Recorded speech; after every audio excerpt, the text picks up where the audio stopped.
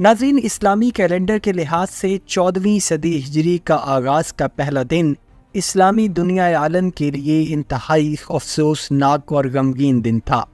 عیسوی سال تھا 1979 اور تاریخ تھی 20 نومبر اور اسلامی تاریخ تھی 1 محرم الحرام سن 1400 ہجری، کہ جب گولیوں کی تڑتڑاہٹ نے حرم شریف کی دیواروں میں دہشت اور خوف پھیلا دیا، کیونکہ تقریباً 600 شدت پسندوں نے حرم شریف کو اپنے گھیرے میں لے لیا تھا۔ حج کا اختتام ہوئے کچھ دن ہی گزرے تھے۔ زیادہ تر حاجی حج کے ختم ہونے کے بعد اپنے گھروں کو واپس جا چکے تھے، لیکن 20 نومبر 1979 کی صبح پھر بھی تقریباً 1 لاکھ سے زائد لوگ خانہ کعبہ حرم شریف میں موجود تھے۔ اسلامی صدی کے آغاز کے دن کی مناسبت سے یہ بھی اعلان کیا جا چکا تھا کہ نئی اسلامی صدی کے آغاز پر سعودی بادشاہ شاہ خالد بھی حرم شریف آئیں گے اور نماز فجر ادا کریں گے۔ نماز فجر کی ادائیگی سے قبل معمول کے مطابق کچھ جنازے بھی لائے گئے اور نماز فجر کے بعد ان کی نماز جنازہ پڑھی جانا مقصود تھی، لیکن جنازوں کی شکل میں جن کو حرم پاک میں اس دن لایا گیا، اس نے حرم پاک کی حرمت اور تاریخ دونوں پر ہی انتہائی ظالم ضرب لگائی کہ جس نے پوری دنیا کو ورطۂ حیرت میں ڈال دیا۔ اس دن جنازوں کے کفن میں مردے موجود نہیں تھے، بلکہ ان میں چھپا کر اسلحہ حرم شریف میں لایا گیا۔ حرم شریف کے مؤذن شیخ السبیل کی زبان سے اذان فجر کی آواز حرم میں گونجتی ہے۔ اذان جیسے ہی ختم ہوتی ہے تو فجر کی جماعت کھڑی ہو جاتی ہے اور امام کعبہ فجر کی نماز پڑھاتے ہیں۔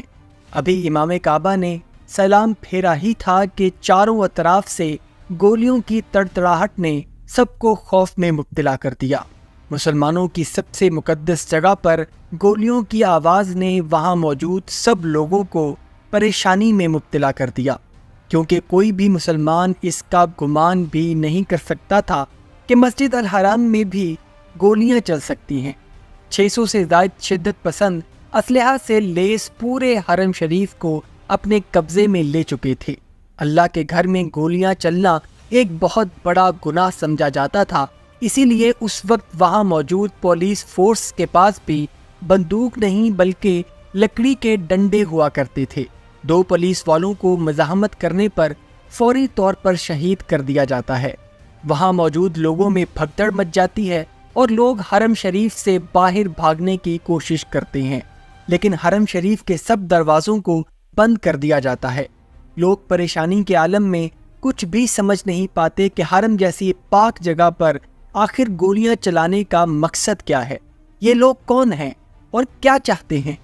اسی دوران ایک دبلا پتلا 45 سالہ شخص جس کے بال کالے اور کندھوں تک لمبے تھے، شلوار ٹخنوں سے اوپر تھی اور نام تھا جہیمن العتیبی، وہ امام کعبہ سے مائک چھین لیتا ہے اور اپنی باتیں بولنا شروع کر دیتا ہے اور کہتا ہے کہ میرا نام جہیمن العتیبی ہے، اگر کسی نے بھی ہتھیار اٹھانے کی کوشش کی تو چاہے اس کا تعلق سعودی حکومت سے ہی کیوں نہ ہو، اس کو قتل کر دیا جائے گا اور رحم کی کوئی گنجائش نہیں ہوگی۔ اس کے ساتھ ایک مسئلہ یہ بھی تھا کہ اس وقت مسجد الحرام میں جو 1 لاکھ سے زیادہ لوگ موجود تھے، وہ 90% غیر عرب ممالک یعنی پاکستان، بھارت، بنگلہ دیش، افریقہ وغیرہ سے آئے ہوئے تھے جو عربی نہیں تھے۔ لہٰذا جہیمن العتیبی جو کچھ بول رہا تھا وہ وہاں زیادہ تر لوگ سمجھ نہیں پا رہے تھے کہ آخر چل کیا رہا ہے اور یہ شخص کہہ کیا رہا ہے۔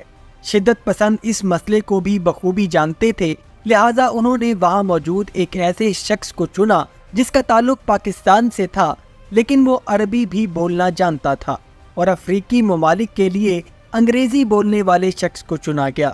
لہٰذا ایسے لوگوں نے عتیبی کی باتوں کو ٹرانسلیٹ کر کے لوگوں تک پہنچایا، تب جا کر لوگوں کو حالات کی سنگینی کا بہتر اندازہ ہوا۔ جہیمن العتیبی پھر لوگوں سے خطاب کرتا ہے اور کہتا ہے کہ سب لوگ بیٹھ جاؤ اور سنو، مکہ، مدینہ اور جدہ یہ سب شہر اب ہمارے قبضے میں ہیں۔ اور اس کے بعد جہیمن کی طرف سے ایک بہت بڑا اعلان کیا جاتا ہے کہ میرے ساتھ امام مہدی کھڑے ہیں، اور اب سب لوگوں پر فرض ہے کہ سب ایک ایک کر کے آئیں اور ان کی بیعت کر لیں۔ جہیمن کے ساتھی پورے حرم شریف کو اپنے کنٹرول میں لے لیتے ہیں اور حرم شریف کے میناروں پر بھی شدت پسندوں نے مشین گن نصب کر دی تھی اور بھاری اسلحہ کو اوپر مینار پر لے جانے کے لیے انہوں نے وہاں موجود لوگوں کی بھی مدد حاصل کی۔ جہیمن العتیبی پورے 1 گھنٹے تک مائک پر لوگوں سے خطاب کرتا رہا۔ اس خطاب میں وہ کہہ رہا تھا کہ حضرت محمد صلی اللہ علیہ وآلہ وسلم کی گئی پیشن گوئی پوری ہونے جا رہی ہے۔ امام مہدی علیہ السلام ہمارے درمیان ظاہر ہو چکے ہیں۔ اب اسلام پوری دنیا پر غلبہ حاصل کرے گا اور یہ اس کی شروعات ہے۔ ناظرین، امت مسلمہ کا ماننا ہے کہ امام مہدی علیہ السلام کا ظہور اس دنیا کے آخری دور میں ہوگا، جب قیامت کا وقت قریب ہوگا، کہ جب مسلمان زیر تاب ہوں گے اور یہود و نصارہ کے مظالم کی وجہ سے پس چکے ہوں گے۔ پھر امام مہدی علیہ السلام کا ظہور ہوگا جو امت مسلمہ کو دوبارہ اکٹھا کریں گے اور یہود و نصارہ کے خلاف جہاد کریں گے اور اللہ تعالیٰ ان کو فتح سے ہمکنار کرے گا۔ العتیبی 1 گھنٹہ کے خطاب کے بعد مائک بند کر دیتا ہے اور پورے مکہ میں سنسنی پھیل جاتی ہے۔ تمام دکاندار اور ہوٹلز کے مالک سب کچھ بند کر کے بھاگ جاتے ہیں۔ یہ خبر جنگل کی آگ کی طرح پوری دنیا میں پھیل جاتی ہے اور پورے 2 ہفتوں تک چلنے والے اس محاصرے نے اسلامی دنیا کا نقشہ ہی بدل کے رکھ دیا۔ اور ناظرین، ایسا نہیں ہے کہ جہیمن العتیبی نے پہلی بار خانہ کعبہ پر حملہ کیا تھا۔ اس سے پہلے بھی 17ویں اور 19ویں صدی میں بیت اللہ پر حملے ہوئے ہیں اور جہیمن العتیبی کا حملہ بھی نظریاتی لحاظ سے اس سے کچھ ملتا جلتا ہی تھا، کیونکہ العتیبی کے حملے کے بعد بھی امت مسلمہ کے اندر ایک نظریاتی جنگ نے جنم لیا تھا، جس کے بعد ایران اور سعودی عربیہ میں معاملات تبدیل ہونا شروع ہو گئے تھے۔ سعودی عربیہ کی فوج نے شدت پسندوں سے حرم کو آزاد کروانے کے لیے اپنی کارروائی کا آغاز کیا۔ کیونکہ حرم شریف کے داخلی راستے مکمل طور پر بند تھے، لہٰذا پیراٹروپرز پیراشوٹس کی مدد سے رات کے وقت حرم شریف میں داخل ہوئے۔ سعودی انتظامیہ نے آپریشن سپورٹ کی خاطر حرم شریف کی بجلی کو بند کر دیا تھا۔ سعودی حکومت نے فرانس کی elite police tactical unit GIGN سے مدد کی اپیل کی، لہٰذا اپیل پر فرانس حکومت نے GIGN کی ایک ایڈوائزری ٹیم اور آپریشنل اکوپمنٹ سعودی عربیہ روانہ کیا۔ اس آپریشنل سپورٹ اکوپمنٹ میں خاص قسم کی ٹیئر گیس اور لیتھل کیمیکلز موجود تھے۔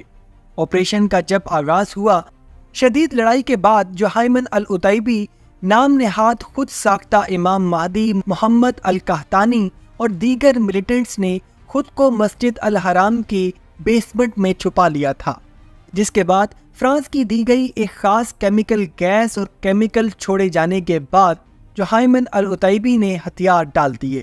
جہیمن العتیبی سیلف کلیمڈ امام مہدی محمد القحطانی سمیت 68 شدت پسندوں کو زندہ گرفتار کر لیا گیا، جس کے بعد سعودی حکومت کی جانب سے سب کا سر قلم کر دیا گیا۔ اس حادثے میں 11 بے گناہ حاجیوں کی بھی شہادت ہوئی اور 109 حاجی زخمی بھی ہوئے۔ حرم شریف میں ہوا یہ دلخراش واقعہ تاریخ کا حصہ ہے اور ایک سیاہ دن کی صورت میں یاد رکھا جائے گا۔